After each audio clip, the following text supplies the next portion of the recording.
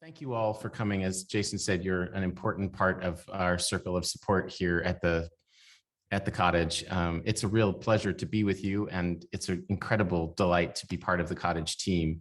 Tonight, we have a really interesting conversation for you with Joe Giordano. Joe's an award-winning photojournalist based in Baltimore, and he's the co-host of a photojournalism podcast called 10 Frames Per Second. He's written a book called We Used to Live at Night, which chronicles 25 years of the city at night. His work has been featured in many outlets, including NPR, The Guardian, the Baltimore City paper, the Washington Post. And his work from the Struggle series is in the permanent collections at the Reginald Lewis Museum of African American History and Culture in Baltimore. He was also shortlisted for the National Gallery's Outwin Buchever Portrait Prize. And he's got a number of images that are currently documenting the collapse of the steel industry at a solo show at the Museum of Industry in Baltimore. Joe is a very charming, very funny, and very well-informed speaker. And without further ado, Joe, welcome, and please take it away. Hi, yeah, thanks everybody for tuning in, I guess. Yeah, so I'm none of those things. I'm not funny. I think it'd be pretty good. So tonight we're going to discuss this Halloween season. One of the things that wasn't mentioned kind of in my bio was that I teach photography, black and white, darkroom photography at Baltimore School for the Arts. I had the photo department there, and it's going into my 4th year. And 3 years ago, one of my students showed me a photograph with what they call orbs. I don't know if you guys are familiar with the term orbs in paranormal photography, but a lot of people believe those are spirits kind of caught on film. I think they were dust, but because of that, because of the student, I put together a whole program on the history of paranormal photography, going back to William Mumler, who we'll talk about in a second. And the Lincoln Cottage has been gracious enough to have me here in the drawing room where the seances were held. So if you see a curtain move or shadows on the wall, don't be alarmed. Probably just somebody that used to be here. Not a big deal. So I wanted to start just a presentation. Oh, but one thing I do want to say is that if you want to jump in, anyone wants to jump in during the talk, and I prefer it to be a conversation, not a lecture. I did bring my lecture pipe just in case we were going to get into that, but I don't think I have to bring that out. So if you have any questions during the discussion, please send a little raised hand or something, and I'll be more than happy to stop talking and answer the question. So let's put that out there. So let's get started. I put together just a little presentation here. Let's go here first. Sorry. There we go. Make sure I got this right before I drag you guys in with me. To give you also a kind of a little trigger warning, we are going to start off with some of the memento mori from the Victorian era. So there will be some bodies, nothing graphic, nothing really frightening or anything. Just to let you know that those are coming up. So wrong preview. Sorry. There we go. Okay. Okay, you guys can see that, and I'm going to do a full screen on this. I wanted to start off really quickly, and I don't know how many photographers are out there listening in, but I just wanted to show you the type of camera that they would have been working with around 1862, when the first spirit photography was, I guess, invented. I guess it's the term you would use, created, discovered, depending on what you believe. So they were using 8x10 cameras, very, very big plate glass negatives, as you can see the ground glass here. So it's a pretty simple machine, right? You got a lens, you have an aperture, you have a bellows, you have the film back that goes with the film plane, which goes housed inside this wooden case right here. excuse me, closed up, and then you have the glass. So we have to keep that in mind when we get to Mr. Mumler and his amazing ghosts. So I wanted to start off a little bit first about how they, well, sorry, I added this one. This is how they would have propped people up in memento mori photographs. Just a quick, they would have had the neck braced and put the body in the chair and set it up so it wouldn't move or shift around to cause any blurring. So I wanted to put that in there. Also during the Victorian era, when we say Victorian era, what we kind of mean is that when Queen Victoria's husband, Prince Albert, died in 1861, you know, the entire country went to mourning with the Queen, right? Everybody wore black crepe. There was black everywhere. All of a sudden, spiritualism and mediums and paranormal became de rigueur because she mourned for the rest of her life. She wore black for the rest of her life after Albert had died. So there were a lot of fears about death and dying, and of course, the infant mortality rate was very high. Cholera, childhood diseases like that. But the one thing that the Victorians were petrified of was being buried alive. So this contraction, one of the inventions that's come up with to sell to people so that you would be guaranteed not to be buried alive. If you did suddenly wake up out of your stupor, I guess, I don't know how that would work, you would pull this rope right here that led up to this flag that would flap around outside of your grave. So this would stick out of the ground and it would flap around outside of your grave. These are real things, by the way. Another one that was made in Baltimore was this contraption. In doubtful cases of actual death, so just in case, you know, the coroner was wrong, and you suddenly woke up, you could open up your own casket using these way over designed contraptions. And there was also an air hole, so if you were buried, you could still breathe and kind of beat on the side. So there's that. With the advent of photography, which was, I mean, the history of photography goes way back, but it was essentially invented and given to the public by Louis Daguerre, a Frenchman, in 1839. So about 40 years later is when we really started getting into what we would call the memento mori photographs. And grieving back then, people, you know, modern people have to understand that it was very expensive to have a photo done. It was $5 to $10, which is probably around $200 to $300 today, maybe. I'm not an economist, but I'm sure with inflation it's somewhere around there. So you only had one shot at getting a photograph of a loved one, you know, who had passed away. You'd pay a lot of money for it. So this is where the physical memento mori photographs come in. They would pose family members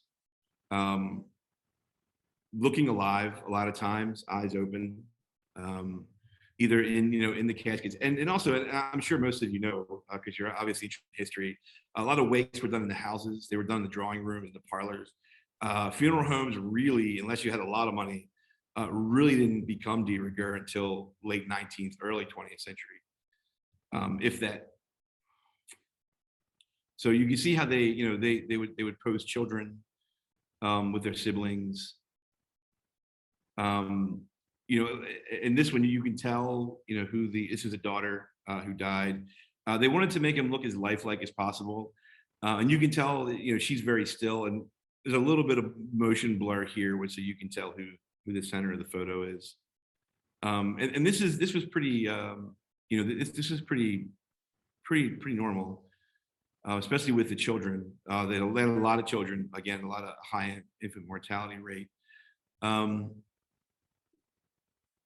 So, and I did like looking into all of this, you know, these transcend. It's human. It's a human need to do this, you know. So it transcends social class, race. These were things that were very precious to people, and still are. And there's still memento mori photos being made today.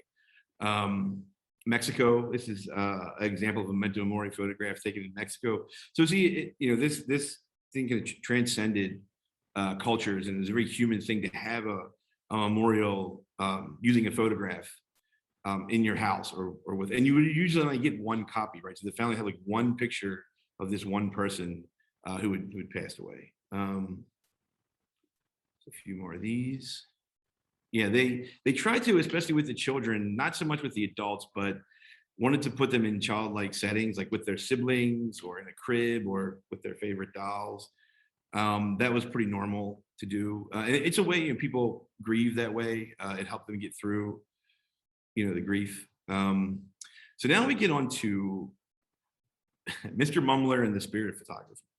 Um, it's interesting to me that, and I tell this to my class, you know, throughout history, when there's some kind of great cataclysm of a world war or a country goes to war, even recently, even in the 2000s, you know, we saw, like, you know, during the Civil War, which we'll get to with Mrs. Lincoln, and the First World War, which had its own crop of spirit photography. Much unlike Mumler's, these were much different, but it still came up. Second World War, even in the mid 2000s, you know, we had shows like Medium and Ghost Whisperer, right? That were just shows about connecting people with the dead and trying to get in touch with loved ones. So, and that was what, during the Iraq War, War on Terror, Afghan War. So, and if you watch those shows, I guarantee you there was at least 5 or 6 shows about soldiers trying to contact their loved ones, right? This is a human thing to kind of want to know what happened with your loved ones and get in touch with them. So here we have Mr. Mumler. So William Mumler was an engraver, and he's considered the inventor of the spirit photograph. There's new research, which I'll get in at the very end, to suggest he may not have been the actual inventor of the ghost photographs. And this is his wife, who was also she was a medium as well as, she also worked in hair. She did a lot of hair design. So his first photograph, this is his first photograph, which he says was an accident, is a picture of his cousin. And this is in around 1862. And this really took off like wildfire. We were going through, you know, that we had conflicts within the country. So people were, again, wanting to communicate with people that had passed on. Does anybody have any questions or anything about what we've kind of talked about so far?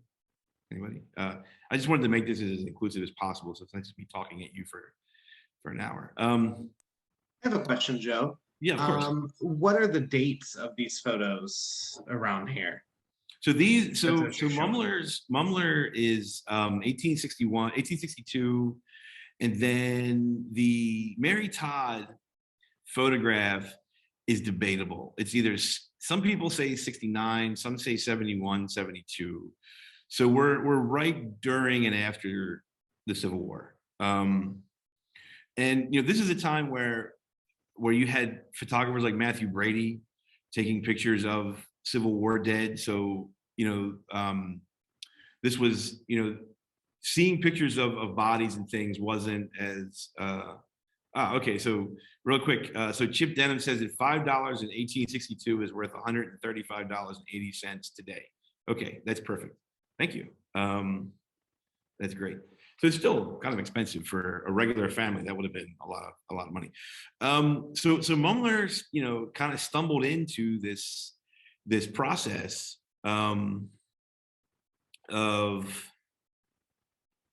okay, there we go. Have a comment about there were some recorded instances of that time of being buried alive, so not completely unfounded fear. Excellent. I wonder what they would have suffered from to be buried alive. But so Mumler, he said that this appeared on his plate, picture of his cousin. This would have been 1861. And this really took off. And he had all kind of customers up and down the East Coast, all over the place. This Mumler these are all Mumler photographs.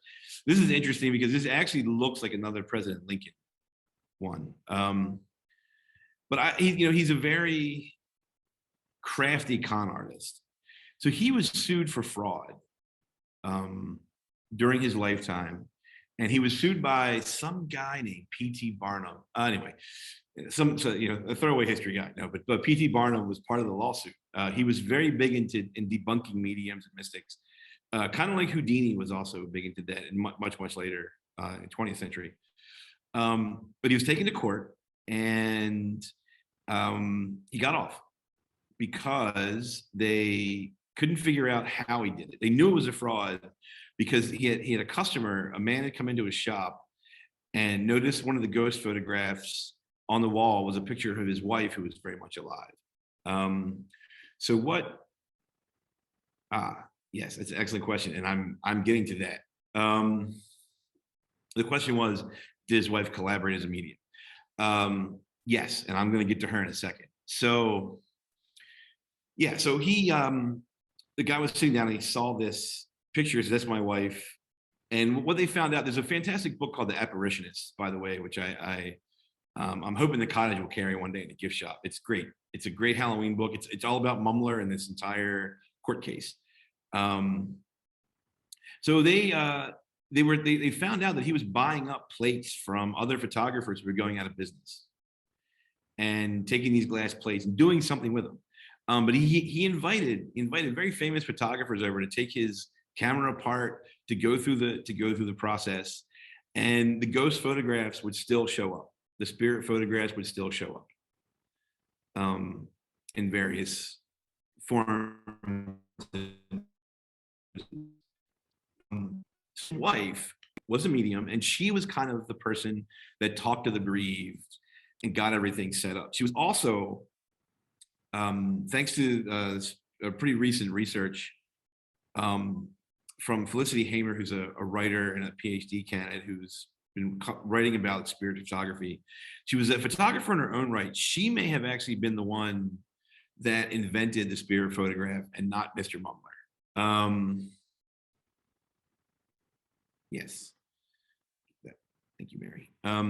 She may have been the one that actually invented this because this researcher, we're going to get to Mary Todd, we'll get to her in a minute. This researcher found a spirit photograph card, and on the back was Mrs. Stewart. Mrs. Stewart was a jeweler, a hair jewelry specialist who was at the same address as Mr. Mumler and who eventually became Mrs. Mumler.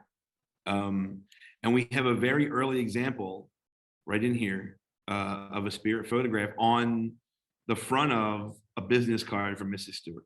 So this is pretty new. This is pretty new research into this about Mrs. Stewart and her relationship to Mr. Mumler. He never brought her into the trial. He always said that there was a man with him, an unknown man, that was with him when he created the first spirit photograph. But now, according to the book and according to Ms. Hamer, that it was probably her. It's probably the wife. And it wouldn't be the first time in history where the woman is awesome and came up with something and the guy took credit for it. We know that. So that does not surprise anybody. So what we have now is, anyone know who this is? Anyone know who this is? This is Mary Todd Lincoln. So she got wind of Mr. Mumler and his photographs, and she had gone through a lot. There's a fantastic exhibit here at the cottage on grieving and bereavement and Mary Todd. I think it's still up, right? It's still up. Yes. Okay. They're nodding yes. Okay.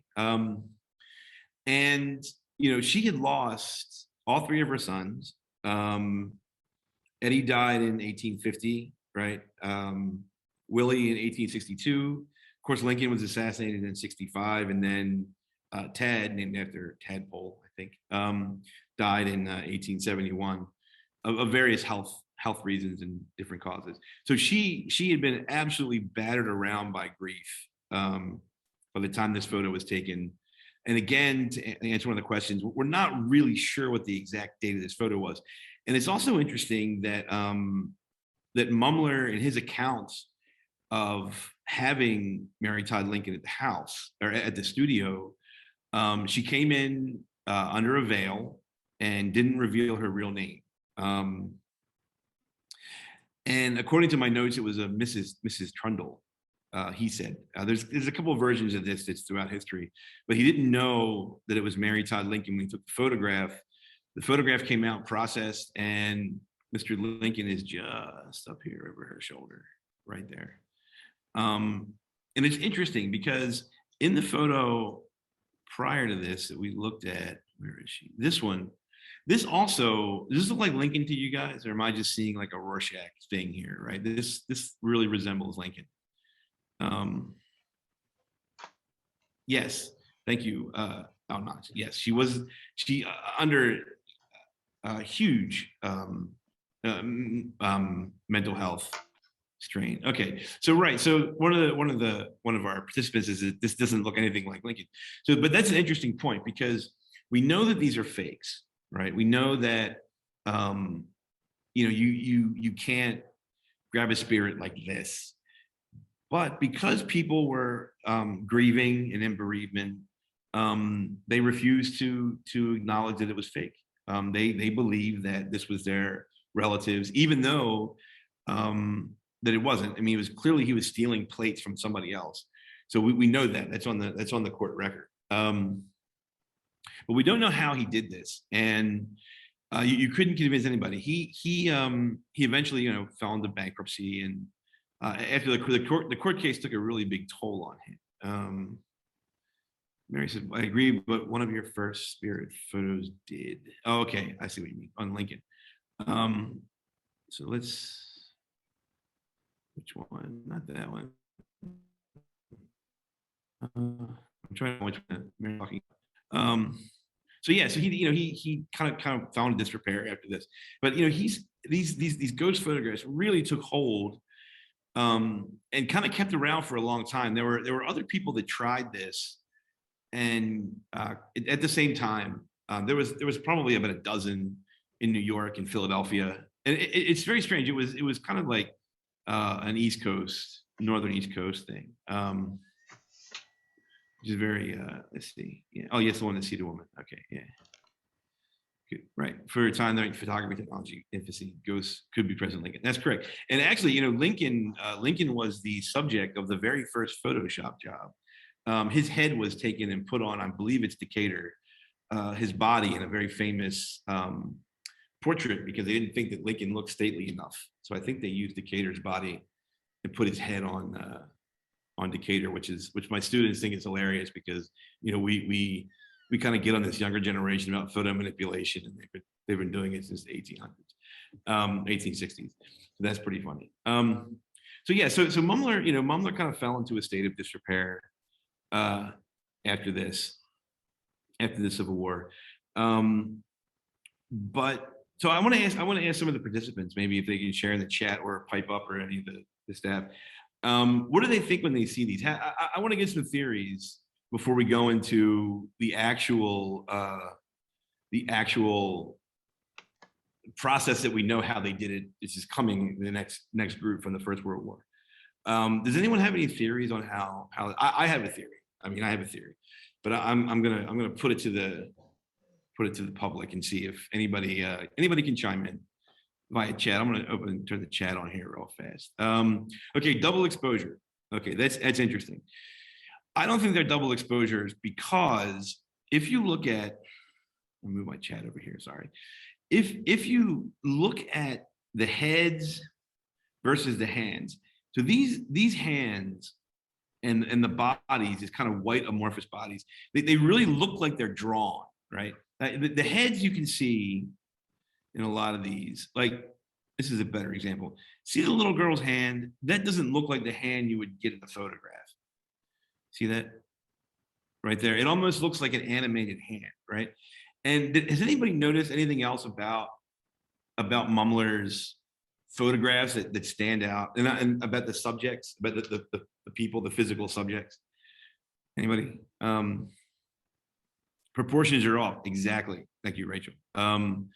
So it's not actually the proportions, but he's posing these people knowing where the spirit's going to be, right? I mean, she's clearly on the other side of this picture, okay? She's not in the middle. So whatever he did to the plate, he knew where this image was going to be on the other side. And that holds true with the other Lincoln one as well. This one. I mean, she's clearly off center and sitting there. And you have this, Lincoln, or this person pointing up. So you have, he's put in this part of the photograph, he's using the negative space, right? So he knows the negative space is going to be before he does it. which is fascinating. This is like this is good detective work if you really get and start looking into his photographs. So I think that some of these, I think the glass, I'm not a chemist, but I think the glasses were treated with something, maybe even like a light emulsion. So not like a full-on photo emulsion. He took maybe a quick photo, just really quick, just to get the image. And then you got the final plate when he put the plate in. You wouldn't really be able to see that, if you had to examine a plate. But there's also people that think there are two plates together, kind of like a double exposure, but a second thin plate, like somewhere in the camera. But he had, like I said, he had photographers take the cameras apart and look at this. Does anybody else have any theories besides double exposure or anything like that? Okay, so yeah, so ghosts, or they could just be ghosts. Like we all could be wrong, and I could get up there and they're like, that lecture you gave, you were so wrong. Oh man, okay. And I could come back in the spirit photograph. Who knows? This is what's great about looking into this stuff.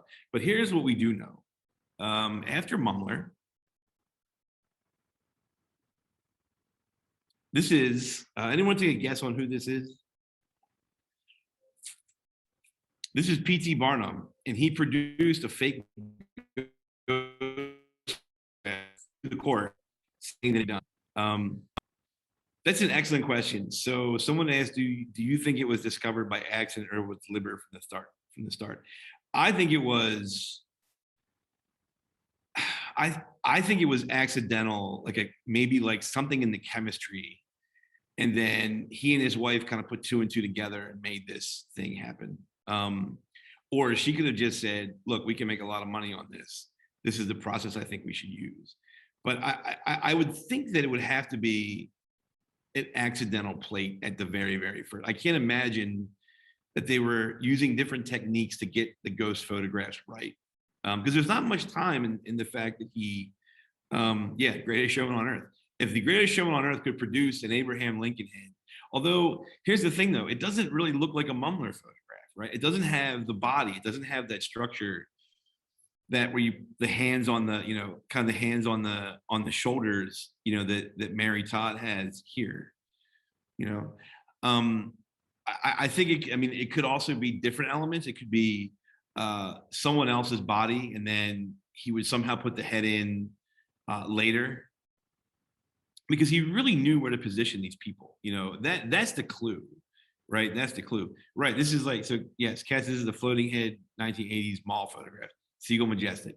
That's true. It does kind of look like that, but the 1860s, 1870s. So, and notice the way that the spirits also look, right? They're looking off to the side, like they were already taken in a photograph, so it's very interesting. And we still, he and his wife were so clever that we still don't know how he did it. There's still no record or a concrete instance of finding out how Mumler did this. And I still think that's fascinating. There's not much, we don't know from that era that we can't really figure out. Even magic, right? We know magic, but we can't. Could the spirit be a real person who was in light? See, right? Okay, so that's kind of what I was getting at with like I guess like a lighter exposure. I don't know if you put just a thin coating on glass and expose it really quickly, if you're going to get that image. I wish I had an 8x10 camera. I would love to experiment with this, but it's very expensive. I don't have that. But I think it's a mix of a couple of things. I think it's a mix of some kind of illustration. I think it's a mix of a quasi double exposure. When you say double exposure, what we mean is that it's the same plate used twice or two plates sandwiched together like that. That's how they did it back then, which is what we're going to get into next. But she, Mary Todd thought it was authentic. She believed that it was the president. Just like every other relative thought that it was their relative. So that's the way, that she dealt with the grief in this, was using this ghost photograph. So let's skip ahead here. Let's see. Now we get up to the First World War. These are double exposures. This is William Hope. He belonged to, hang on, check my notes real quick, sorry. Because I keep forgetting the name of his. Yeah, he belonged to the Cruise Circle in in England, which was a group of mediums around the First World War, starting around 1910, right, to 1922. So now, Sterner, yes, non-expressions, right. A lot of times, in the first photographs, you didn't want to smile because you would really throw off, your face would be kind of blurred out. So that's why you didn't smile in any of the older photographs. So, right, exactly, Rachel. It's a perfect. Right. The photo was of her husband. No matter how it was done, it was her husband, and she accepted that. I don't judge. It's a memento mori. It's exactly kind of did what it was supposed to do. So it stuck with her, and it obviously gave her comfort because she's smiling in the picture, a little smile in the picture. But when we get up to the First World War, we're getting into better darkroom techniques. We're getting into smaller cameras. You're getting into the smaller 4x5, not so much the big 8x10s anymore, and almost to the 35 millimeter. You'll notice that the paper size is a lot different in the ones coming up. So they're almost to a modern process. These are definitely double exposure. These were done probably sandwiching two negatives together, all done in the darkroom.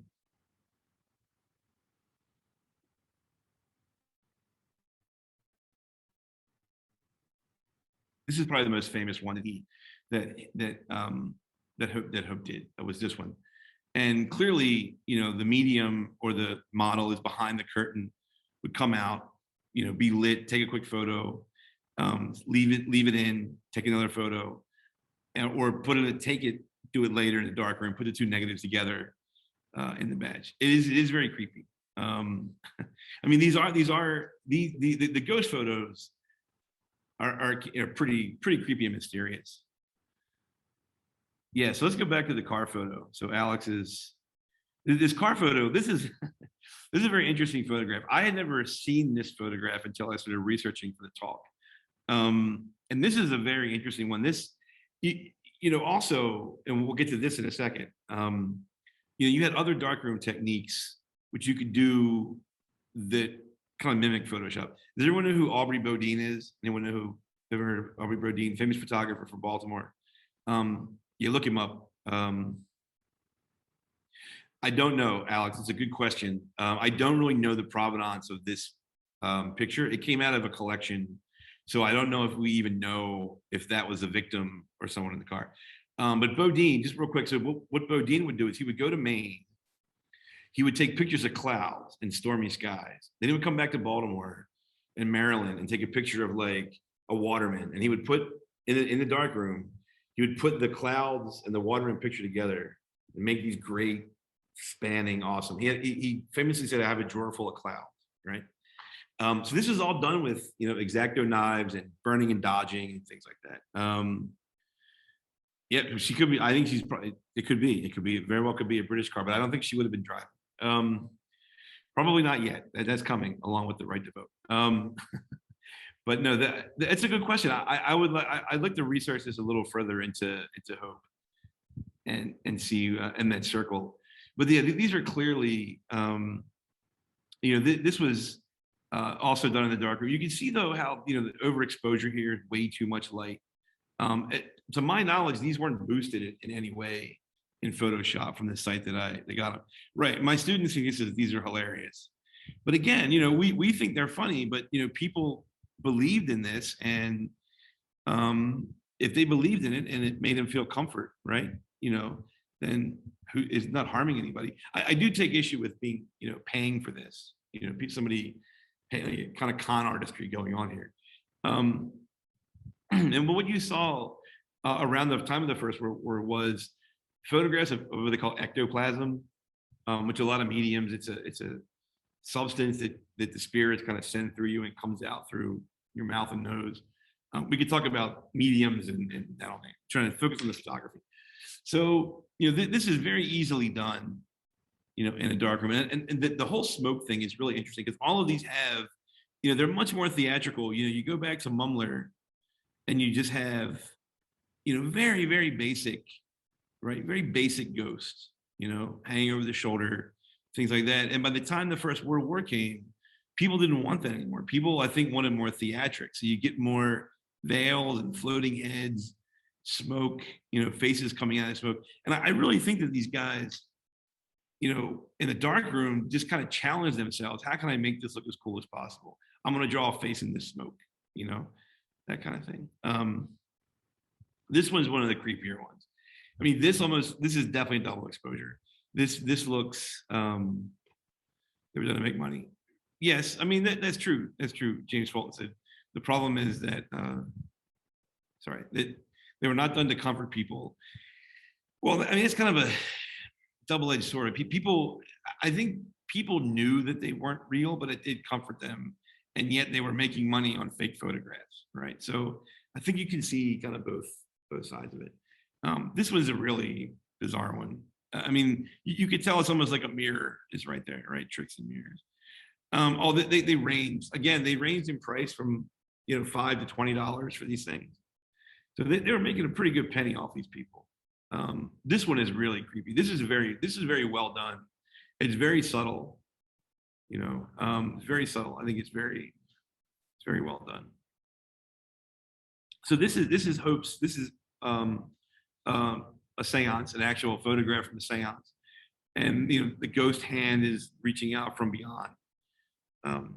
Again, done in the dark room. It wasn't created to soothe anyone. I think this was just created as like a medium photo. There's a whole genre of medium photos. We could go into that all night if we wanted to. So here, this is two sisters. So now we get into the actual possible ghost photographs. This was taken in 1891. This is Lord Combermere, and he had died in a hunting accident. And this was taken the day of his funeral by a granddaughter and niece. She was going around the house taking long exposure photographs. She had said, and there's a whole pages on this. On this photo. Yeah, go ahead. Sorry. I heard somebody chime in. They have a fire pit. What's that? Oh, no, someone that has their mic. Yeah, I've never seen it lit. I noticed it when Okay, there we go. So, she had the plate developed and had this very strange image right in here in his favorite chair. She swore that there were that all the servants were away at the funeral. It's the day of the funeral. We're getting a Zoom call about home fires. So this is a very famous. This is considered probably the first non-tampered with ghost photograph from what I've read and from my research. It's a very interesting trick of light. I mean, you can see the head, right? You can see a collar, you can see a hand, and now we're getting into regular people who probably wouldn't have access to the dark rooms, to the chemistry and things like that, to really do this. This is still an anomaly. This actual blur of this person is on the plate. It's on the negative, which is very interesting to me. So, this is one of my favorite. This is the Brown Lady of Raynham Hall. This one, now we're getting into kind of the 30s, right? This is like she's the 30s, 1936. And two photographers were doing architectural work in Raynham Hall in the UK. And they boasted that they saw this mist before they took the photograph. Yeah, this is one of the most famous. Combermere is not really, he's well known, but not, this is on book covers. When I was little, this is always on a book cover, and so is the next one coming up. They were going to look at it, the Tulip Stair Ghosts. But so this is interesting. There's a colorized version of this that I found. It's even creepier. So the photographers swore that that there was this mist, and they took the photograph. And again, this is on the negative. I would love to see this negative because I have a theory about this. Does anybody else have a theory? Anybody want to chime in here on? I know we have some ghost hunters out there, so I know you guys have probably seen this. This is like ghost hunting 101, right? Anybody want to chime in and take a guess on what this could be? Close. Cats is bad developing. That's pretty close to what my theory is. Anybody else have anything they what have scientists concluded about the photos of these real ghosts? That's a good question. The problem with these pictures is that they're really, really hard to find the originals anymore, right? They've been published so many times. But experts have looked at, Kodak signed off on this one, that this wasn't a fake, that this was on a negative. I think that they actually sent the negatives to Kodak. I think that this is a chemical stain. And I only think that because I had a student and we developed it at school, and the negatives were touching in the developing in the container, the tank. And then when we looked at it, it left this kind of like stain where the negatives touch. You can still see through it. And I thought, that looks like that famous ghost photo. So it's interesting that I would love to see this negative. I would love to examine it because I think that's what you're looking at. I don't think it's a ghost, personally. Now we have this other one. This is probably the second most famous ghost photograph in history. This is on many books on the occult and ghosts and time life and Little Nimoy's In Search Of, throwing out some names, probably some of you guys remember. So this is Tulip's ghost, right? So this is in the Queen's House in Greenwich, right? This is around 1966. This was taken.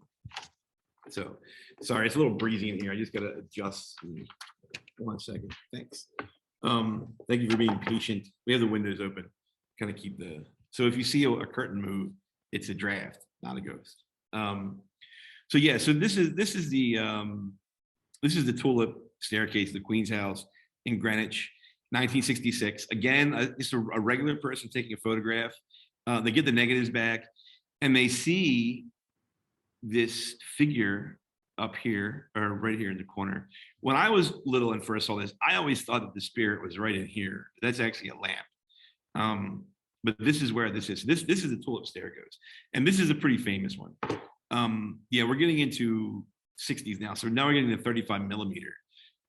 Still no Photoshop. It's harder to fake on a 35 millimeter because the negatives are so small. So anybody have any theories about the Tulip stair ghost? Anybody? Okay. There we go. All right. Now we get to Freddie Jackson. Any of the yes, Marlena, exactly. That picture was like elementary school on all my ghost books, right? That was the cover with that stupid Tulip stair ghost. Yeah, exactly. So this is from 1917, and this is the famous Freddie Jackson photograph. Has anybody seen this photograph before? Any of the ghost hunters out there that are watching the chat? So there's supposedly a spirit in this picture, and he's right up in here, just over this guy's shoulder. Now Freddie Jackson.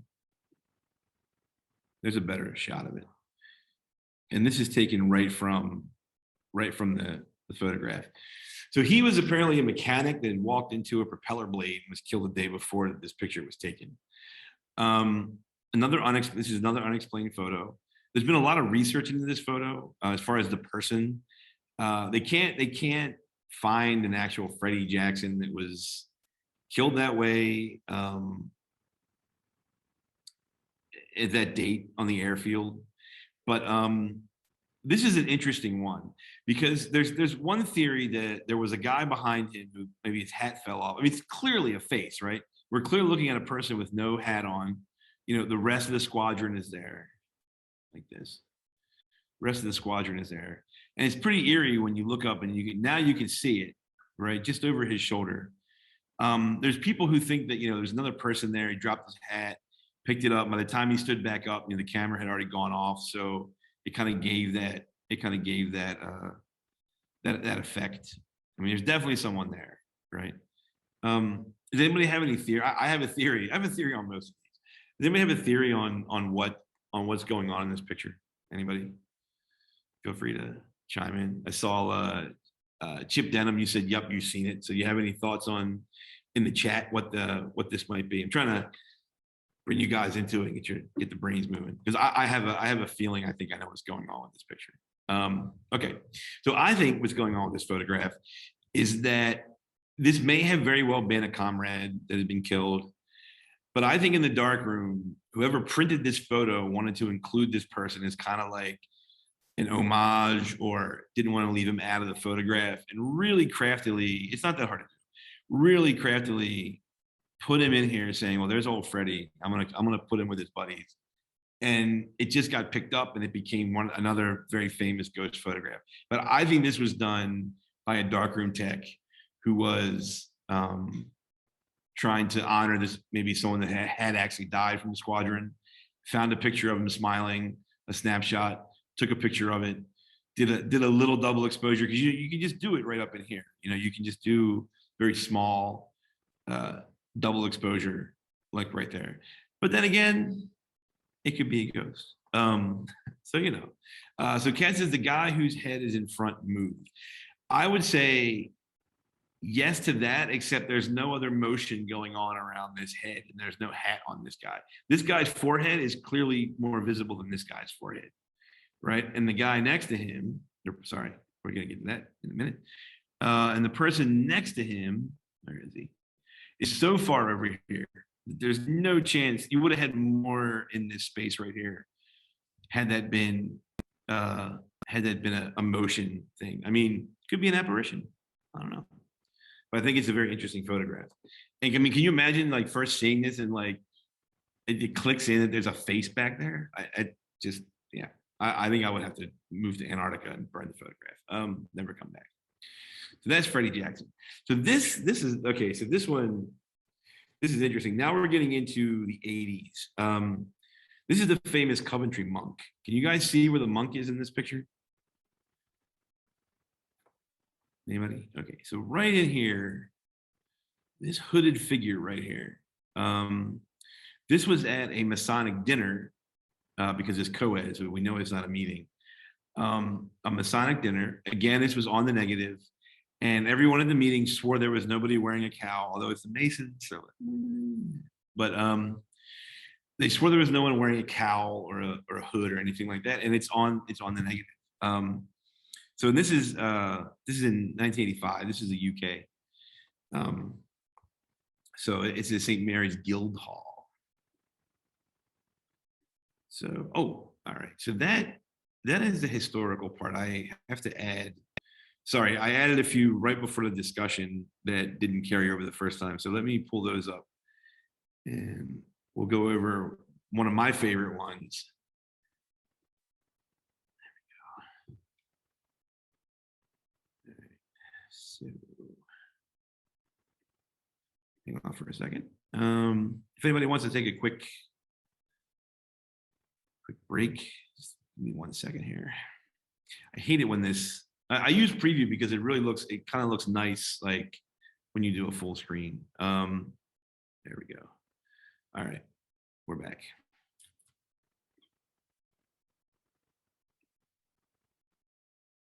Okay, so this is a modern ghost photograph. So what do we see? We see the little girl here. This was taken in the UK in Shropshire. If there's any number station fans out there, you recognize the Shropshire lad, the whistle number station. So this was taken by a photojournalist for the Shropshire newspaper. And I have links. I can put links in the chat afterwards or give them to the moderators to distribute. But so this is a news photograph. Everyone see the little girl right there, right? See her figure? Okay, so about a year later, a tourist, but in Shropshire, was going through an antique store, and where they sold old postcards. And in the antique store, the tourist found this photograph. So what do we have? We have the face, we have the belt, right? See that? There's your belt, there's your face, there's your bonnet. Let me just check on the chat here real quick. Okay, so James, he was covering a fire, right? So the building was on fire, and he was covering a fire for the newspaper, and he took this photograph, and you saw the doorway. Well, come to find out, when confronted with it, he admitted that he faked the photograph, just for fun, and I don't think he worked there anymore. But so he had taken this postcard, and in the dark room, put it in this photograph. And again, I'll put a link to the story, to the Shropshire story in there. I think it's a great example of someone being like a modern ghost photograph being made, and someone being caught kind of red-handed with this. But I will say, as someone that works, in a dark room with my students, this is pretty good. I don't know if any photographers are out there, but putting this behind this grate right here is pretty good darkroom work. So yeah. So that's her. I added a few international pictures. This was taken in Ethiopia because people's relationship to the dead and to spirits is very powerful. And it's nothing to be. I don't belittle anyone that believes in the ghost photographs and the spirit photographs and things, because it's a very powerful tool, and it's a very powerful belief. In a lot of countries, spirit, like when I lived in South Korea. Yes, okay. I'm getting the switch it over. Okay. Yeah, so this is the Philippines. I just wanted to kind of blow through this one real quick. So this is the Philippines, taken on an iPhone, right? iPhone photos, very hard to fake unless you download it and put it in Photoshop or mess around with it. Yeah, so when was the first ghost photo taken and when was the last? Well, funny you just say the last. Angel. This is okay. The first round of ghost photographs taken by Mumler, around 1862 is when they think he came up with him or his wife came up with the process. And it kind of fell out of favor after the lawsuit. So really right after Mary Todd Lincoln, probably around 1872, 73 was around the last breath of that. And also the war had been over, so people had kind of fell out of favor financially. Picked back up again in World War I. And then also, when Hope died and the circle broke up, it kind of fell out of favor again. And people were kind of onto it by then. So it's kind of like it became a gimmick, and people understood that. The Camembert photo, or the Camembert, Lord Camembert photo, that's 1889. So I think, but so that's actually really early that's probably considered the first like ghost non-manipulated that we know of photograph. I would say that one. This one really quickly was taken by a wedding scout, wedding planner. It's only a few years old. And if you look down here, you can see this little person peeping out right there. It's pictures like this that really make me wonder about some pictures. I mean, there's no reason for I guess a wedding planner to really fake this. I mean, I don't know. It just doesn't seem like something a regular person would do that's not looking for accolades or fun or trolls or something like that, So, so this is the most, and I have one more picture after this, and I have to pull it up because it didn't come up my preview. But this was this picture was taken at Alcatraz 2 years ago now by a woman with a cell phone. She was just putting it into the window of the cell and taking a picture of the cell. As you can see, it made the local news, WKRON. You can look this up, San Francisco. And she got this image. Well, I mean, to me, it looks like a woman maybe in period dress, and it's only in one frame. She did multiple bursts, but it's only in the one frame.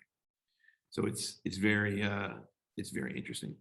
I do want to share one photo that didn't come up with the share screen. So let me just pull that up for you real fast, and then we'll take the Q&A. Definitely, because I'm really looking forward to the Q&A. So we can start the Q&A. I'm just like clicking around because I need this one photo real quick. And it's a pretty good one. It's worth the wait. Yeah, and for Q&A, go ahead and put your questions in the chat.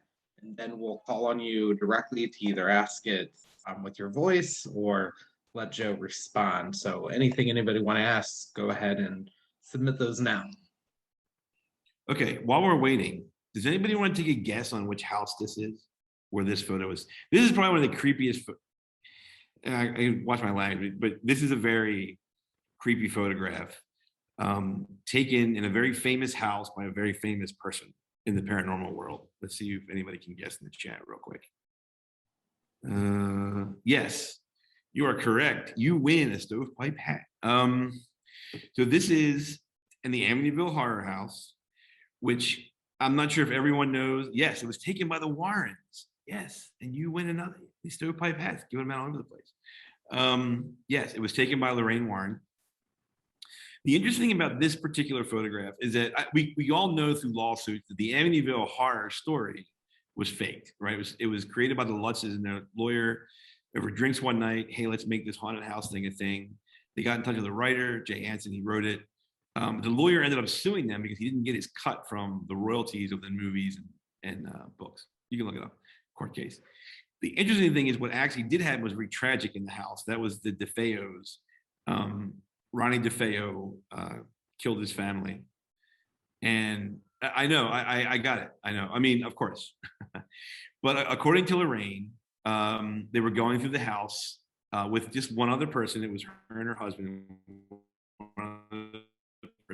And she had a sense, and she turned around and just snapped a quick picture up on the banister. And then it's part of a roll of film. And this kid peeking out of the room with the glowing eyes, which would have been from the flash, as if it was a person, was coming out of the room. And they both swore there were no kids on this case. It was just the three of them going through the house. So I'm going to end on this pretty nightmarish photo to get you guys through the evening. So does anybody have let's open it up for questions. I mean, please. Joe, I'll actually go ahead and start Sure. and ask a question. Going back to the Mumler photographs, did these people go for the intentions of being photographed with a ghost? And were there any type of rituals or anything conducted ahead of time to like conjure the spirits? So his wife was the medium, and she would, we don't know if it was all the time, but she would hold seances. Then the photograph would be taken, but not all the time. Sometimes they had sitters come in, and he said that they would just appear in the photograph out of nowhere. So that kind of led credence to his "I don't control the spirits" type thing, you know. So yeah, it's a good question. It's kind of a mixed bag on the ritual versus. It would make sense, right? Because if you only had it during the ritual, people could say, well, you know, it only happens here. But he would say, no. I took a picture of Jason, and you know, his aunt was over his shoulder, and I didn't even ask the aunt to show up, and there she was. So yeah, so it was kind of a mix of both. So how many iPhone photos of ghosts do we know of? Have any of them been explained? The problem with these is that they get like media attention for about 5 minutes, and they end up disappearing. So we don't know if there was one that I saw that I saw it. It was on a Facebook group on ghosts. Pretty good photograph taken during COVID. I think it was the Royal Albert Hall, and it was just of a couple getting a picture taken, and they're two very distinct looking children in period dress, like peeking around this corner on a tour, which had to be COVID safe, so they had to prove who was in the building, right? So yeah, so that's pretty modern. I don't know. The thing that confounds me is EVP, electronic voice phenomenon, which is a whole other talk. We can do that next year. Come back next year for EVP. Yes. Is there any he brought into these photographs? That I don't know. That would have to be for one of the Lincoln scholars. I'm not even going to try to answer that. I don't know really what I guess. So the Library of Congress, I think, has the original Mary Todd, the Mary Todd photo. I don't know if they have the glass negative or not. Mumler's stuff is pretty spread out. I know, like, I think the University of Austin has some stuff, some spirit photos. But I don't know what happened to a lot of of the negatives. And I don't think it's really brought up in the book, The Apparitionist, either. But I did talk to, I think so. That's for the Lincoln, Lincoln people on here. Please answer if you know the answer to me.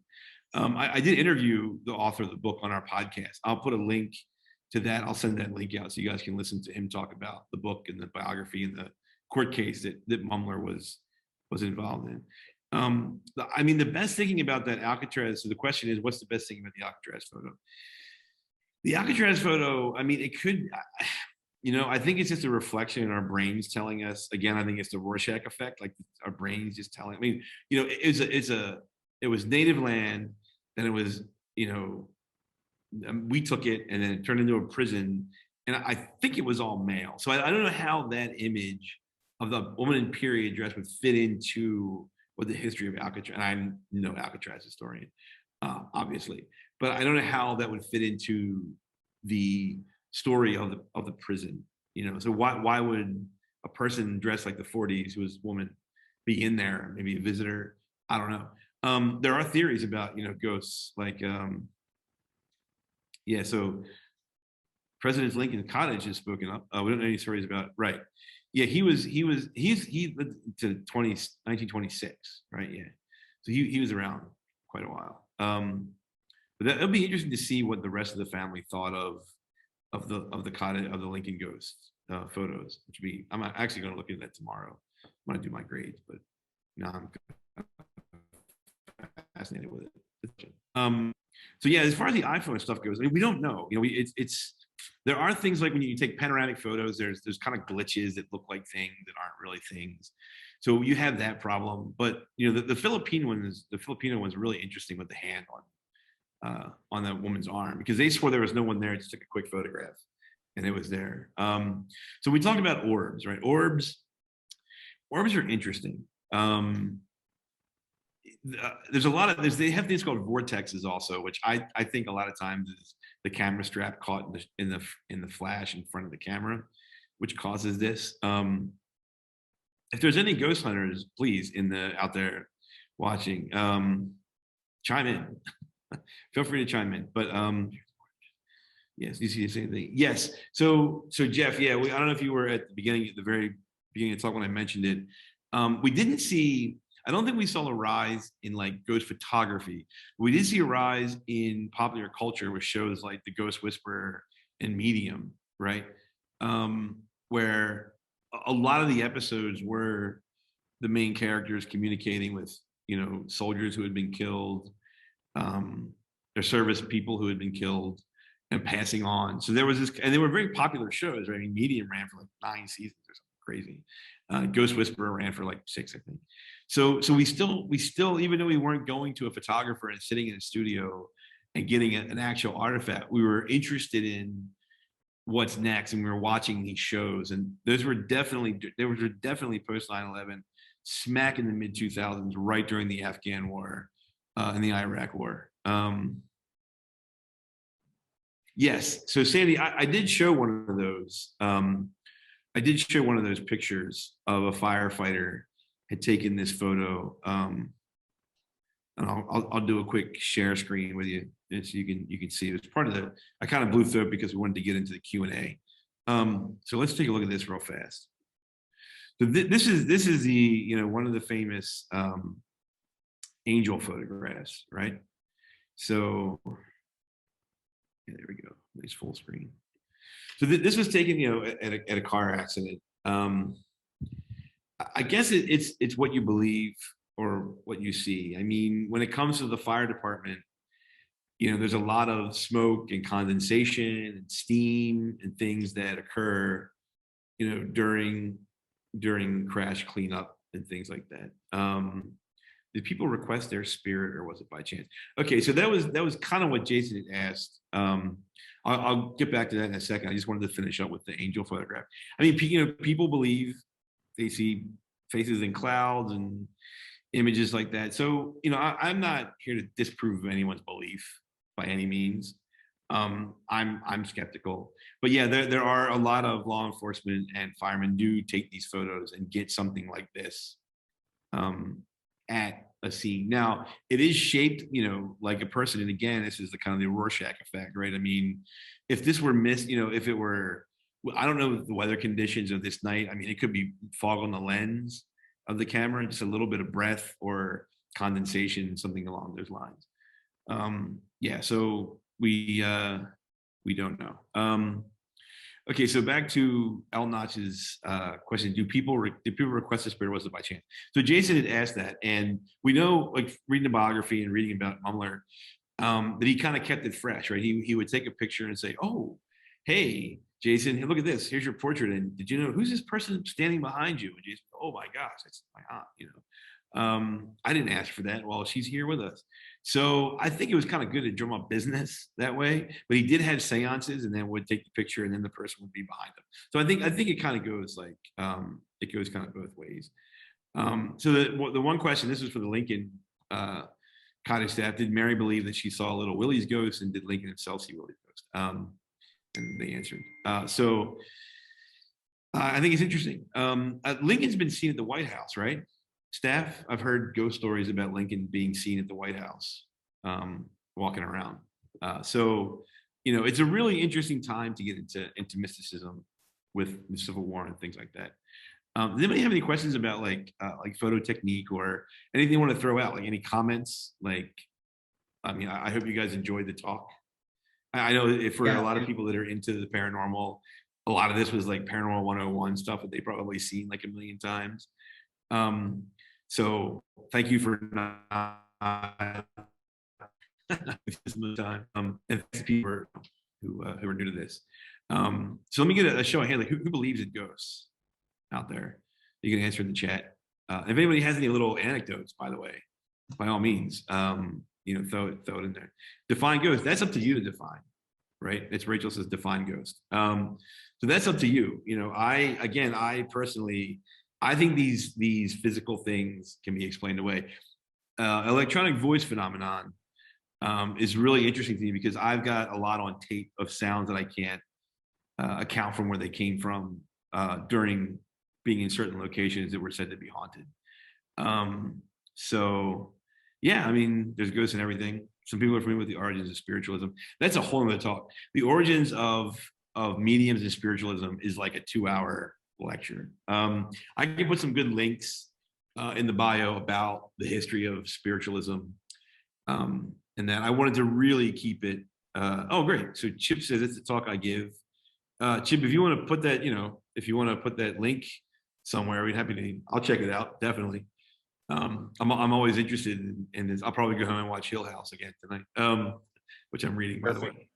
I've never actually read. I realized I've never actually read the book Haunting of the Hill House. Shame on me, because I've actually never read Shirley Jackson's novel. Yes, so well, thank you. I'm not a professor, but thank you. Thank you. I appreciate it. How are we doing on time? Are we still have any extra time? We're done, Joe. So we're well over time, and I think we got through most people's questions. We may have missed a few, but we'll be sure to share the links and everything that you're providing afterwards, along with the recording of the presentation. So, this has been really intriguing. We're so happy to have you here, and happy to have our members joining us today, and members of the public as well coming to join us. So thank you so much, Joe. We really appreciate it. It's getting darker in here now. It's getting creepier. See, so thanks, and happy Halloween. Yes, thank you, Rachel. Happy Halloween, everybody. Go watch a good horror movie or a good ghost movie and enjoy. Right. Yay, you guys rule. See that? All right. Thank you, everyone. Have a great evening.